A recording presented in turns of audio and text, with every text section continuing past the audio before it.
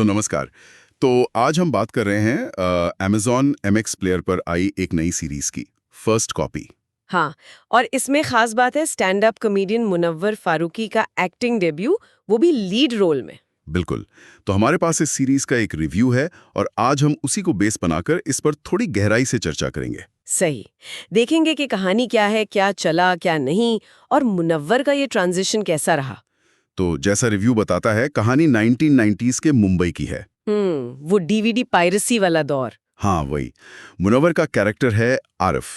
एक छोटा सा वीडियो पार्लर चलाता है और फिर धीरे धीरे पायरेसी का मतलब एक बड़ा नाम बन जाता है। तो ये उसके एम्बिशन की कहानी है, उसके बनने की कहानी। हाँ, उसका सफर, उसकी महत्वाकांक्षाएं, उसके रिश्ते और वो जो सही गलत के बीच की लाइन होती है ना। मतलब सिर्फ क्राइम ड्रामा नहीं है ये। नहीं नहीं, रिव्यू कहता है कि ये उस दौर की जो एक भूख थी ना आगे बढ़ने की, पैसा कमाने की। हाँ, और उसकी क्या कीमत चुकानी पड़ती है नैतिक तौर पर। बिल्कुल। तो पायरेसी के बहाने ये वो वर्क संघर्ष और सक्सेस का मतलब, इन सब पर भी सवाल उठाता है। इंटरेस्टिंग है।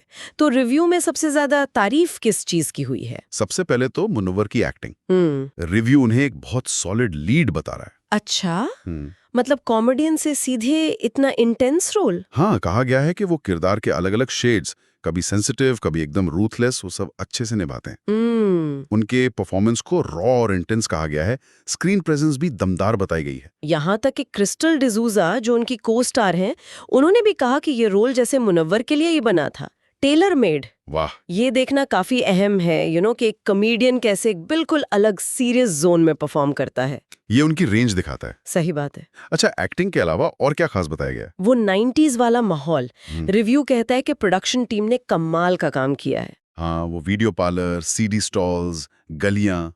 बिल्कुल। विजुअल्स और साउंड ट्रैक मिलकर वो नॉस्टैल्जिया वाला फील देते हैं, पुरानी यादें ताज़ा हो जाती हैं। ये तो आजकल काफी चलता है, 90s नॉस्टैल्जिया। हाँ, और यहाँ अच्छे से किया गया लगता है। और फिर सपोर्टिंग कास्ट भी मजबूत है। कौन कौन है? क्रिस्टल डिसूजा तो है ही, आशी सिंह है, साकिब अयूब और गुलशन ग्रोवर भी। अरे वाह, गुलशन ग्रोवर। हाँ, और उनके बारे में कहा गया है कि उनके किरदार में एक छिपा हुआ सा खतरा महसूस होता है, वो टेंशन ऐड करते हैं। ओके, तो ये तो हो गई खूबियां, लेकिन रिव्यू में कुछ कमजोरियां भी गिनाई होंगी। हाँ, बिल्कुल। एक जो कॉमन पॉइंट उठा है वो है शो की पेसिंग, मतलब रफ्तार। अच्छा, क्या दिक्कत है उसमें? रिव्यू के मुताबिक बीच के कुछ एपिसोड्स थोड़े स्लो हो जाते हैं, मतलब कहानी थोड़ी खिंचती भी लगती है। ये तो कई शोज में होता है। हाँ, और फिर एंडिंग थोड़ी जल्दबाजी में निपटा दी गई लगती है, जैसे सब कुछ फटाफट खत्म कर दिया। Okay, pacing issue. और कुछ किरदारों का डेवलपमेंट उतना गहरा नहीं है, जैसे मेयांग चांग और आशीष सिंह के कैरेक्टर्स। मतलब उन्हें स्क्रीन टाइम मिला पर। हाँ, वो कहानी में है, पर उनका पोटेंशियल शायद पूरी तरह इस्तेमाल नहीं हुआ, वो उतने यादगार नहीं बन पाते। समझा। और छोटी मोटी बातें भी हैं, जैसे बैकग्राउंड स्कोर कहीं कहीं जरूरत से ज्यादा लाउड या ड्रामेटिक लगता है, और एडिटिंग कहीं कहीं थोड़ी अचानक सी है। तो मतलब ओवरऑल रिस्पांस कैसा रहा है फैंस का और क्रिटिक्स का? ट्रेलर आया था तो फैंस तो काफी एक्साइटेड थे। मुनव्वर की स्क्रीन प्रेजेंस की काफी तारीफ हुई, पावरफुल कहा गया। लेकिन जो डिटेल रिव्यूज आए हैं उनमें रेटिंग ज्यादातर मिली जुली हैं, एवरेज 3 स्टार के आसपास 5 में से। तो मतलब अच्छा है पर ग्रेट नहीं। हाँ, कह सकते हैं। डेब्यू और माहौल दमदार है, पर कहानी कहने के तरीके और पेसिंग में थोड़ी कमी रह गई।